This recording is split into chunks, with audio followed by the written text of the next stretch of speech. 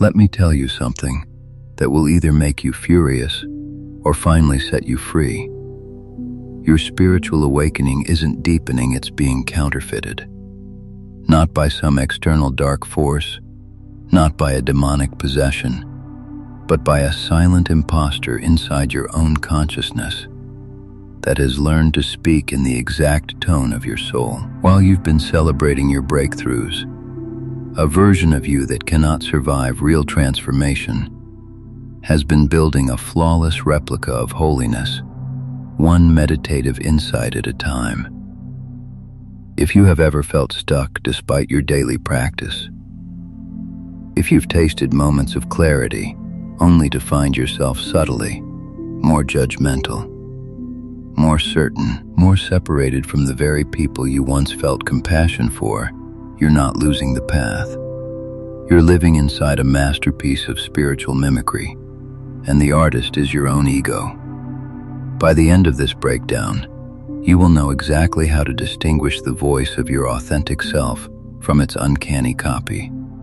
Because right now, that difference is the only thing standing between you and a transformation that cannot be performed. Carl Jung spent much of his later life warning about a specific psychological trap that takes down more sincere seekers than any addiction or worldly distraction ever could. He didn't call it the false prophet. He called it ego inflation the moment the conscious I mistakes itself for the totality of the psyche. But here's what Jung hinted at and what I'm going to map out today in precise, uncomfortable detail. The ego doesn't just inflate. During a genuine spiritual awakening, it evolves. It develops an evolutionary mutation so advanced that it can listen to the resonance of the self that deeper, transpersonal center of wisdom and reproduce its frequency well enough to fool the very person having the experience. This mutation is what I call the echo self, and unless you learn to spot its signature, you will spend decades mistaking a brilliant actor for your own awakening. Keep this question in the back of your mind as we move. How much of your spirituality would remain if no one ever knew about it? Because the echo self feeds on witnesses. It's about to become your main character. Chapter 1. The Survival Mutation: Why the Ego Cannot Afford to Let You Wake Up. Let's start with an uncomfortable biological truth that maps almost perfectly onto the psyche. When a virus enters a host body, it faces an immune system designed to recognize and eliminate it. Most viruses get destroyed. But the ones that survive are not the strongest. They're the ones that learn to mimic the host's own cells so precisely that the immune system walks right past them. The virus wears a protein coat that looks like self, and because it looks like self, it's granted unrestricted access to every room in the house. This is not a metaphor. This is exactly what your ego does when the light of genuine awakening first hits the basement of your unconscious. Before the awakening impulse arrives, the ego's job is simple: maintain a coherent identity, navigate the social world, keep you alive. It builds a story: I am this kind of person, with these achievements, these wounds, these preferences. That story feels solid. Then, through trauma, grace, meditation, psychedelics, suffering, or sheer exhaustion, a crack appears. The soul's resonance begins to seep through a frequency of being that has no name, no resume, no attachment to being someone. The ego, for the first time, feels its impending dissolution. And dissolution to the ego is death. Most spiritual teachings stop here and say, "Good, let the ego die." But the ego does not die. It adapts. It picks up the scent of this new intoxicating energy, the stillness, the unconditional love, the absence of judgment, and it immediately begins to replicate those qualities as a camouflage strategy. Think of it as a psychological chameleon. that doesn't just change color to match the branch it's sitting on, but learns to glow like the light that's trying to expose it. Suddenly, the ego that used to say, "I am a failure," or "I am a success," begins to say, "I am awareness. I am one with everything. I have no ego." And that statement, "I have no ego," is the most refined, undetectable ego statement ever uttered. This is where Jung's map becomes essential. In his later work on alchemy and individuation, Jung described the self as the regulating center of the entire psyche, not the ego, but what the ego is meant to serve. True individuation is the long, painful process of the ego stepping aside so the self can orchestrate the personality. But what happens when the ego, terrified of being a servant, decides to dress up as the king? Jung called this state the mana personality, an inflated condition where the ego appropriates numinous power and starts speaking as if it were the self. It's the psychological equivalent of a security guard putting on the general's uniform and issuing commands with enough confidence that the entire army salutes him. And right here, ask yourself, what if the very spiritual language you've adopted, witnessing thoughts, non-attachment, higher vibration, has become that uniform? Because the ego, a master linguist, learns to mimic the soul's dialect in about the time it takes to finish a silent retreat. But mimicry is not transformation. A parrot can recite a prayer. It does not become a saint. Here's how the mutation works step by step, so you can feel it operating inside you right now. The genuine soul voice arises from a place of inner emptiness, not lack, but a fertile spaciousness that requires no narrative. It's quiet, impersonal yet intimate. When it speaks, there is no urgency, no need to convince. The ego hears this, notices that this voice carries a kind of authority, and immediately records it. It files away the tone, the phrasing, the sensation of "I am not the body." Then, a few hours later, when your partner criticizes you or your job threatens your sense of worth, the ego replays that recording. Remember, "I am not this body, I am not these thoughts." Sounds beautiful, except the ego's version has a hidden agenda to avoid feeling the pain, to escape the confrontation, to preserve its own stability. Genuine disidentification liberates you from suffering by including it in awareness. Egoic disidentification uses spiritual truth as a bypass, so you don't have to touch the wound. That's the difference, and if you don't catch it, you'll feel more enlightened while your shadow grows darker. Chapter 2. The Forger's Workshop: How the Ego Produces a Counterfeit Soul. Now, we go deeper into the workshop where the counterfeit is made.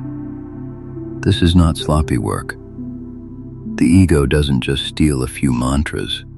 It studies your own unique soul print, the specific way the self communicates through your intuition, your dreams, your deep yes and deep no, and it builds an entire lexicon. Imagine an art forger who doesn't just copy a painting, but studies the artist's brush pressure, the chemical composition of the paint, the aging process of the canvas. The result is so precise that even art historians are fooled. In the same way, your inner forger studies your moments of genuine connection to source, what it felt like, how the mind went silent, the spontaneous compassion, and then reproduces a simulation that feels identical, but is stripped of one element: surrender. I need you to understand this. Surrender is the one thing the ego cannot replicate. It can fake humility, it can fake non-attachment, but it cannot fake the actual dissolution of control. The counterfeit soul experience will always leave a trace of the ego as the observer who is having the experience. It will say, "Wow, I'm so surrendered right now," Do you hear the problem? The I is still there, polishing its own statue. True surrender has no witness applauding the surrender, it just is. The echo self introduces a subtle split of spiritualized self-consciousness that keeps you one step removed from full immersion. Jung once made a devastating observation about this dynamic. People don't want to be healed. They want to be comfortable in their sickness. In the context of awakening, that means the psyche would rather have a comfortable, predictable, ego-approved version of liberation than face the terrifying real thing that asks for the death of everything you know yourself to be. So the forger gives you a journey that feels dangerous enough to be exciting, but never dangerous enough to actually end the ego's rule. It will lead you to cry in a workshop, to post a profound quote, to feel like you've touched the edge of infinity, but by the next morning, you'll notice the same old patterns of comparison and control have returned, just now wrapped in spiritual cellophane. What's really happening? The ego has studied the soul's resonance so well that it can generate an emotional high that mimics transcendence. It loves the phrase higher frequency because it can use it to justify avoiding lower frequency people, which really just means people who trigger its unhealed wounds. This is spiritual bypassing in its most refined form. Psychological issues get relabeled as divine curriculum. Your inability to hold a job is not commitment phobia. It's the universe telling you to trust the flow. Your reactivity to a friend's success is not envy. It's my intuition telling me their energy is off. Every shadow quality gets a spiritual makeover, and you remain exactly the same underneath, except now you're armored in light. The most dangerous byproduct of this forgery is spiritual certainty. The soul is comfortable with mystery. The ego is desperate for conclusions. So when the counterfeit voice speaks, it speaks in absolutes. It hands you a clean narrative. Your ex was a karmic lesson. You're an old soul here to teach others. That illness is just a detox. The real self rarely announces such things because it doesn't need the comfort of explanation. It can sit in the middle of not knowing without reaching for a spiritual label to relieve the anxiety.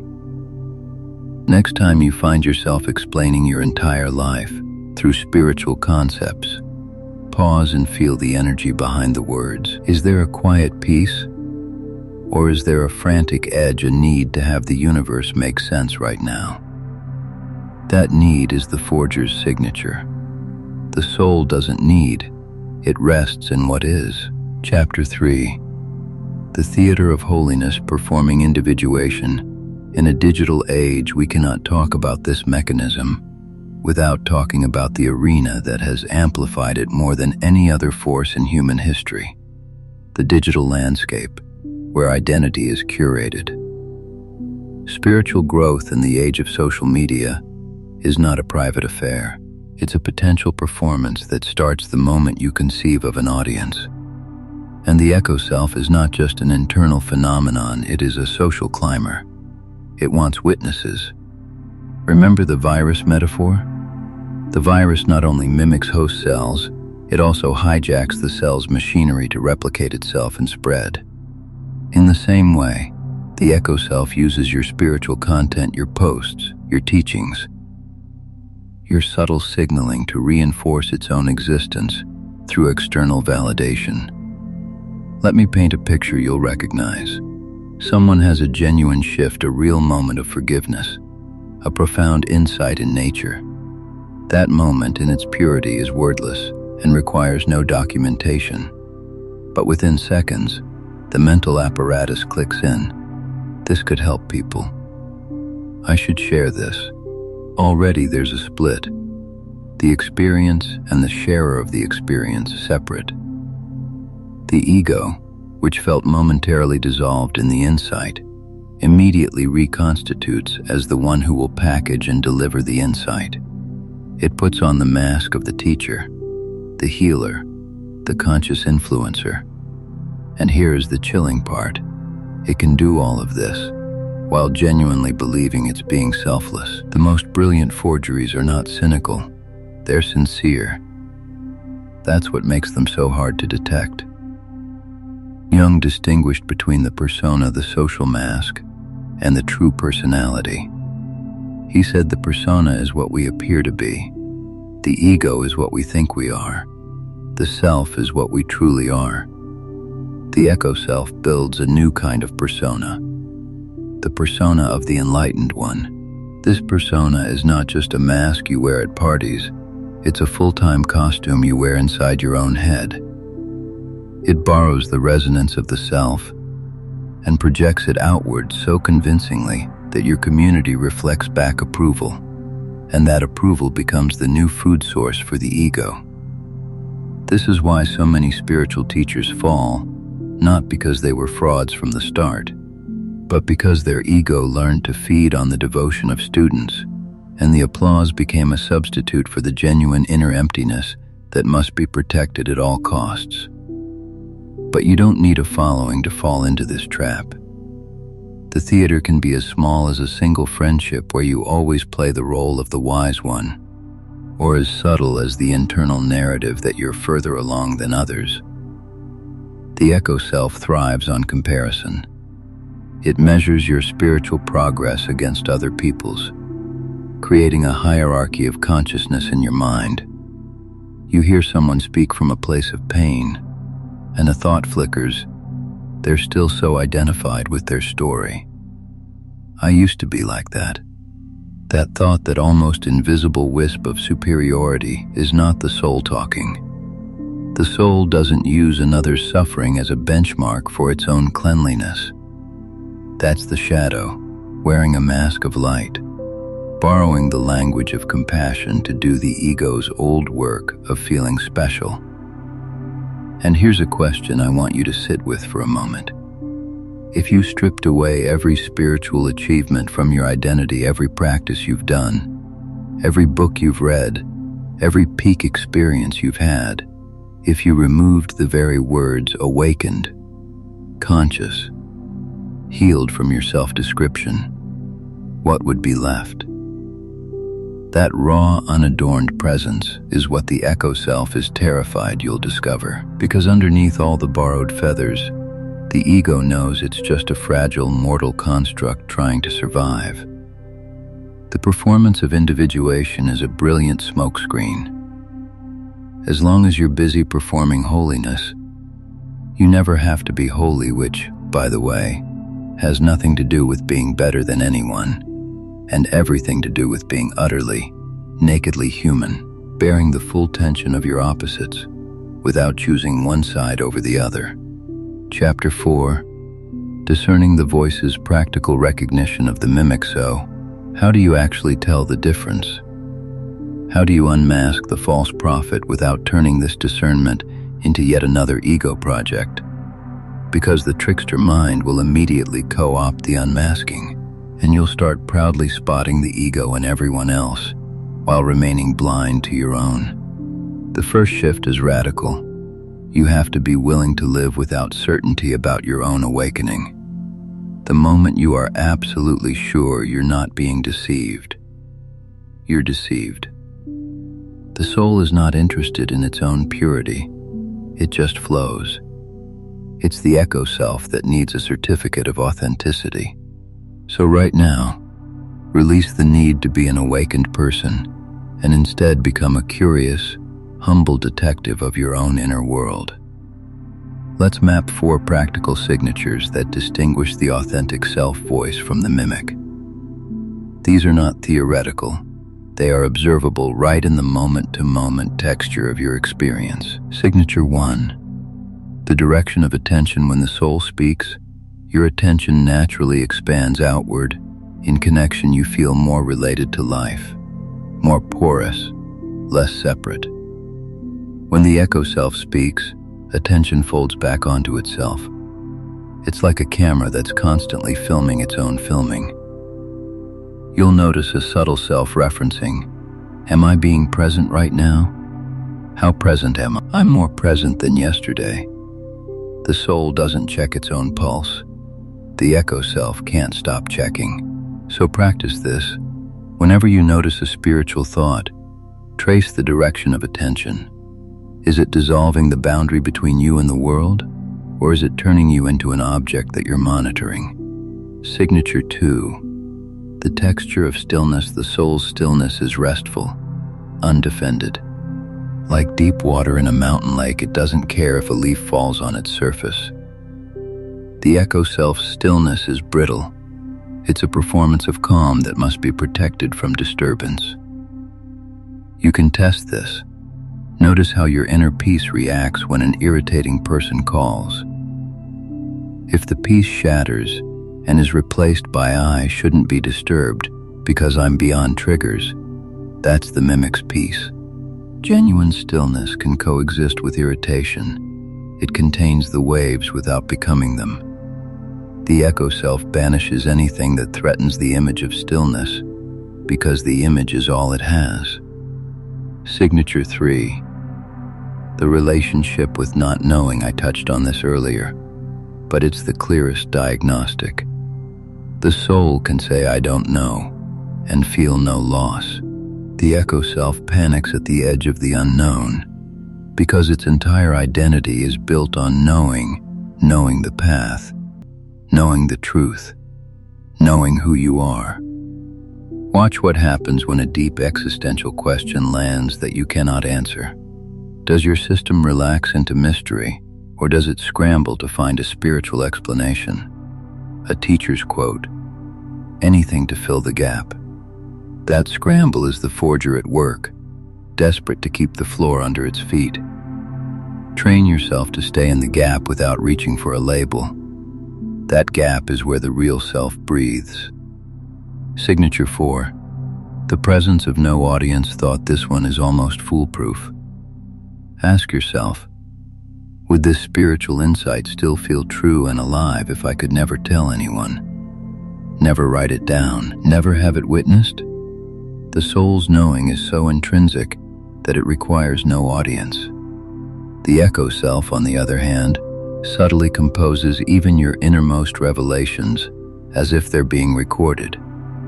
You might catch a thought like, "This would make a great teaching," while still in the middle of a personal breakthrough. The moment you notice the watcher formulating content out of your suffering, you've spotted the performer. Don't attack it, just recognize it. Recognition is the beginning of freedom. Now let's bring Jung back into the room. His practice of active imagination and shadow work was specifically designed to bypass the ego's mimicry. He taught that you must dialogue with the parts of you that you least want to acknowledge: the inferior, the aggressive, the needy without the spiritual filter. If you go to your shadow and say, "You are just an illusion. I send you love and light," the shadow will laugh at you. Because you're not speaking to it, you're speaking to a script the echo self wrote. Real shadow work feels messy, undignified, often embarrassing. It says, "I am furious at my mother, and I wish her harm," and lets that voice speak fully without moral preening. Only then does the energy trapped in the shadow begin to integrate. The echo self hates this, because integration means the ego loses its purified identity and becomes whole, and wholeness includes the darkness. Chapter 5. The death of the performer living without a spiritual mirror. This final stretch is not about eliminating the echo self. That's impossible while you're alive. The goal is to see it so clearly that it loses its seat of power. The false prophet within is not an enemy to be slain. It's a terrified child pretending to be an adult, and it will only relax when it's seen with compassion and without belief in its authority. There's a passage in Jung's Red Book where he says, "I must learn that the dregs of my thought, my dreams, are the speech of my soul." The dregs, not the polished insights, Not the quotable realizations, the raw, unspiritual material. Your impatience at the grocery store, your jealousy about a colleague's success, your desire to be admired. These are not obstacles to awakening. They are its secret language. The echo self wants you to transcend them. The soul wants you to hold them. So I'll leave you with a practice, one that sounds simple, but will dismantle the mimic faster than any complex technique. For the next week, whenever you feel a spiritual insight arise, immediately ask, who is aware of this insight? And then who wants to be known as the one aware of it?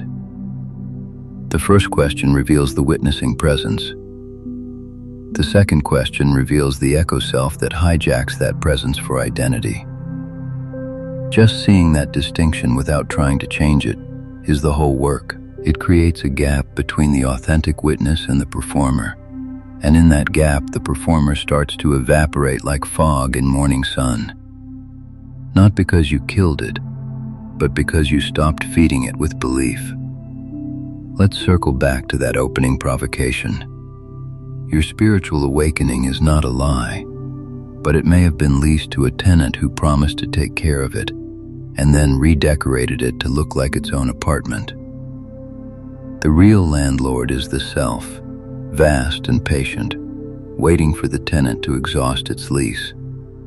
The exhaustion of the echo self happens not through striving, but through disidentification, the quiet, daily refusal to let spiritual identity stand in for soul.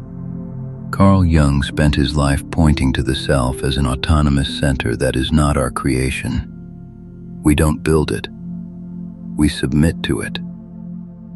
And submission of this kind feels to the ego like a small death.